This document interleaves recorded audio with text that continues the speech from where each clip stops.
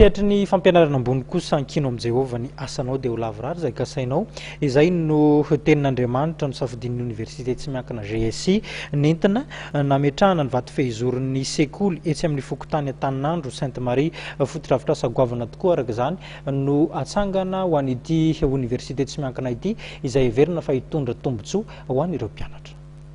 Taoriny ny fisokafan'ny oniversite GSI eny amin'ny bypass Alasora dia sokatra amin'ny herintaona ihany koa ny tranoben'ny GSI etsy amin'ny fokontany Antaninandro Sainte Marie.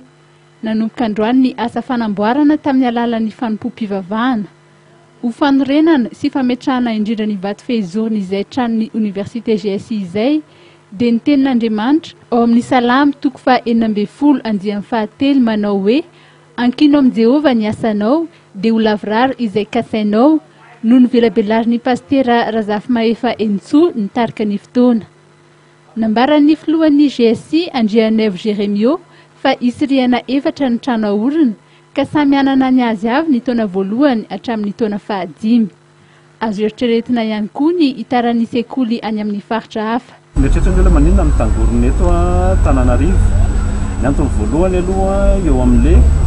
soahana mpampianatra. Mora manorina fotodrafitrasa eraky ny nosy fa sarotra mitady mpampianatra manana traikefa ka alohan'ny afahana manao organisation zany mitatitra an'ireo mpampianatra efa zatra raha manana ny diplôme ilaina amin'izany sy ny traikefa dia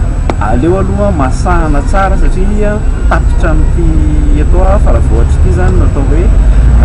université vao ho an'ny université GSI eto Antananarivo fa ho an'ny taona manaraka izay dia andinika lalina amin'izay hoe ahoana ny fomba daminanay an'izay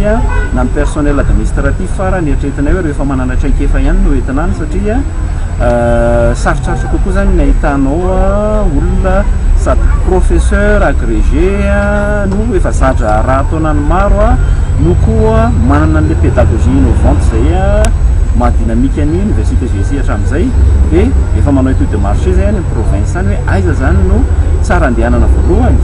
fa raha ohatra izay mbola tsy mahita an'ilay profil reo ity zany dia tsy maintsy mpampianatra avy aty Antananarivo no entina any ka aloha ataontsika tena université pilote mihitsy ny eto dia mora zany transposé an'izay eraky ny nosy avy eo. Izana ho vita amin'ny taona ambony ny fotodrafitrasa ka afaka andray mpianatra amin'ny taom-pianarana manaraka izao.